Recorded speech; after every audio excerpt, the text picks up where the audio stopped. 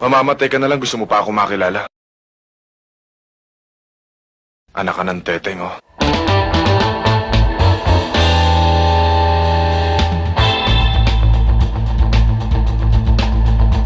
Sa paanong paraan mo gustong maalala ng mga tao? Sa pamamagitan ba ng paggawa ng mabuti at pagtulong sa kapwa? O sa paggawa ng masama laban sa masasama bilang pagtulong sa kapwa? Alam naman natin na ang kasaysayan lang ang mananatiling buhay sa mundong ito. Kaya't kapag hindi ka nakapag-ukit ng sarili nito, kasama mong kakainin ng lupa ang iyong buong pagkatao, sakaling magpantay na ang iyong mga paa at tuluyang ka na rin kakalimutan sa paglipas ng panahon. Subalit kakaiba para sa ilang merong katangi-tanging katangian na nagagawang buhayin ang kanilang pagkatao sa kabila ng kanilang paglisan sa mundong ito. Hanggang kailan? Hanggat may nakakarinig ng kanilang mga kwento. Halika't magbalik tanaw tayo sa kwento ng taong minsan ang naging mas masama pa sa mga masasama at nagawang iukit ang kasaysayan sa kanyang bayan sa paraang hindi mo na naising mangyari sa iyo kung siya ang makakalaban mo. Ang kwento ng mga brutal at kakilakilabot na pagkatay at pagpatay ni Henry Santos Cruz alias Pogi o yung tinaguriang Birador ng Nueva Ecija. Pero kung bago ka pa lang sa ating channel, pakipindot na din po ng like, subscribe at bell notification button para palagi kang updated kapag may mga bago tayong kwentong kagaya nito. Maamong mangusap, mabait makisama, pero huwag mong susubukan dahil may paglalagyan ka. Si Henry S. Cruz sa totoong buhay ay mas nakilala din ng lahat sa bansag na alias Pogi. Ang mga magulang nila ay tubo sa lalawigan ng Pampanga kung saan naging vice mayor pa ang kanyang tatay sa isa sa mga bayan nito. Subalit, sina Pogi ay lumipat sa San Mariano sa Santa Rosa sa Nueva Ecija nung sila ay mga bata pa lamang. Sa lugar na yun na rin nagkaisip hanggang sa magkapamilya sina Henry Cruz at ang kanyang mga kapatid na sina Gani, si Chito at si Hinaro na kalaunan ay makikilala bilang si Nerdy. Likas na mabubuting tao ang kanilang mga magulang, anupat na palaki nila ng maayos at may takot sa Diyos sina Henry o si alias Pogi at ang kanyang mga kapatid. Sa katunayan, si Pogi ay dinala pa nila sa simbahan at doon ay naglingkod bilang sakristan. Hanggang sa isang araw ay umabot na nga sa sukdulan ang kasamaan ng mga tao sa lugar nila. Panahon noon ng dekada 70 hanggang 80 nang lumaganap ang matinding kaguluhan sa bayan ng Santa Rosa sa Nueva Ecija. Wala nang sinasanto ang mga masasamang loob kung saan pati ang kumbento ay nilolooban na rin nila. Napaslang ang kanilang kura paruko sa simbahan at ito ay nasaksihan mismo ng mga mata ng batang sakristan na si Pogi at nagdulot iyon ng matinding takot at trauma sa kanyang murang edad. At magmula ng mga sandaling iyon ay ganun na lang ang tindi ng galit at pagkapuot niya sa tuwing makakakita ng masasamang tao saan man lugar siya magtungo. Umalis siya sa bayan nila hanggang sa mapadpad nga sa Maynila at dilingid sa karamihan. Sa lugar na yun nadiskubre na si Henry Cruz pala ay mayroong napakaraming natatagong talento. Dahil siya nga ay may tikas at tindig, ay minsan na siyang naging artista sa Maynila kung saan nakasama na ata niya ang halos lahat ng mga malalaking pangalan sa industriya noong mga huling bahagi ng dekada 70. Gaya na lang nina Dante Barona, Res Cortez at maging si Bong Revilla mismo na kalaunan ay siyang gaganap sa kanyang karakter at napakarami pang iba. Bukod sa pagiging aktor, si Henry Cruz ay isa ring napakagaling na stuntman, nobelista, producer at maging ang pagdidirektor ng mga pelikula kung saan siya na rin mismo ang producer at gumagawa ng sarili nilang kwento. One-man army kung tawagin sa digmaan. Nakulang na lang ay siya na rin mismo ang gumaganap sa lahat ng karakter sa mga pelikula. Si Henry Cruz ay mas nakilala din bilang isang matalinong nobelista sapagkat karamihan ay naisa sa pelikula pa rin ang kanyang mga kinakathang nobela at naging suki niya si Dante Barona sa kanyang mga obra. At ang isa sa mga naging pinakapopular na nobelang isinapelikula ni Henry Cruz ay ang Birador. Bukod dito ay naging comic writer din siya na noong mga panahon na yun ay siyang sikat naman na libangan dito sa ating bansa. Matagal na panahon pa bago pa man mauso ang mga social medias.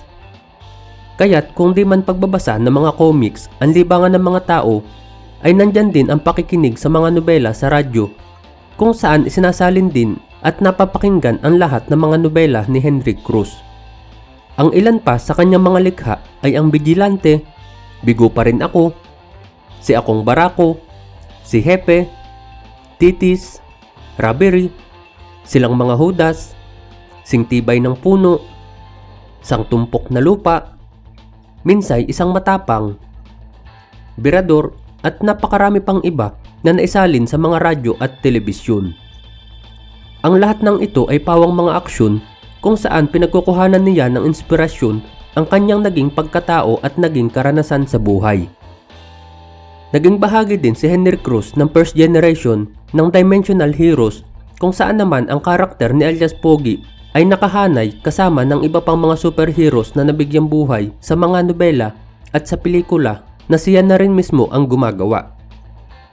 Sa larangang ito din nakilala at nakasama ni Henry Cruz ang batikang mga comic artist gaya na lang nina Abraham de Ocampo, Mar Santana, Carl Comendador, Gigi Salonga, Carlo J. Caparas, Mars Ravelo at napakarami pang iba. Pero sa kabila ng tagumpay na ito, si Henry Cruz o si Pogi ay hindi pa rin nakakawala o nakakatakas sa realidad na mundo. Patuloy pa rin siyang minumulto ng kanyang malagim na nakaraan, kung saan ang matinding pagkapuot sa masasamang tao ang siyang patuloy na umuusig sa kanya. Dahil dito, siya ay nagpasyang magpulis at nadistino na nga sa bayan ng Cabanatuan sa Nueva Ecija bilang si Patrolman Henry S. Cruz.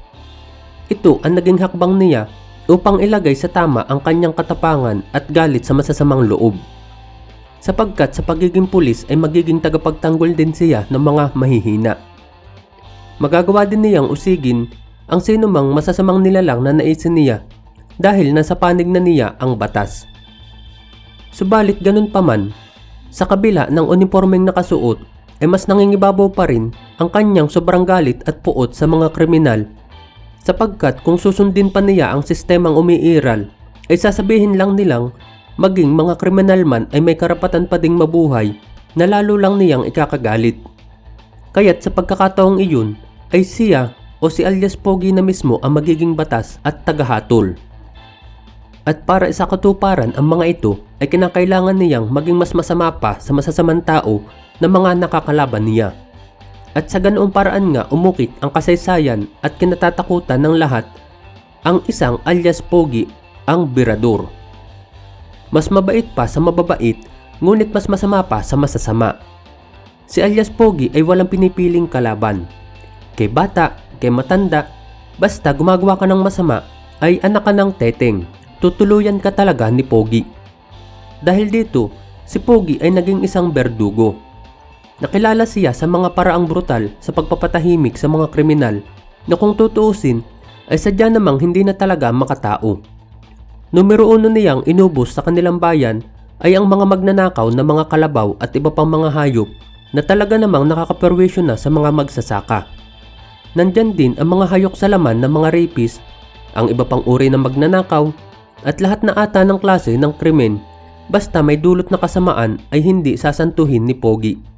Wala siyang patawad kung saan hindi lang basta pagpatay ang ginagawa niya dahil humahantong pa ito sa pagpugot ng mga ulo, pagpipira-piraso ng mga bahagi ng katawan at ikinakalat lang sa lugar upang maging babala sa lahat ng iba pang nagnanais gumawa ng mga masasama sa lugar na kanyang nasasakupan.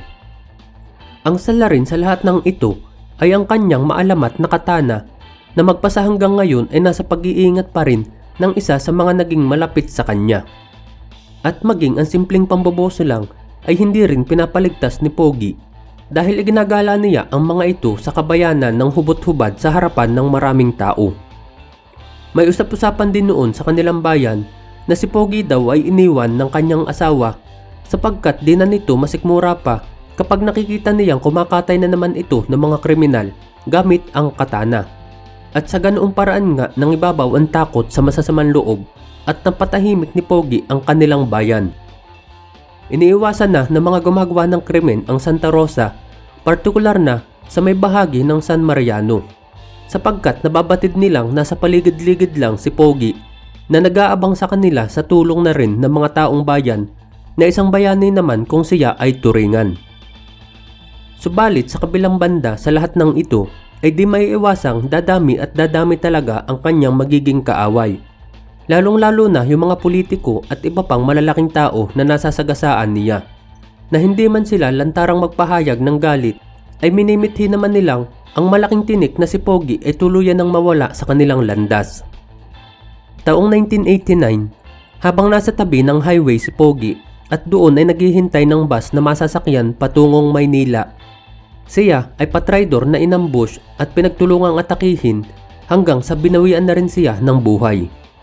At ang kasaysayan ng isang patrolman Henry S. Cruz o si alias Pogi ay nagwakas sa paraang hindi din niya ginusto at inaasahan, gaya rin ng ginagawa ng nabansagang birador ng Nueva Ecija.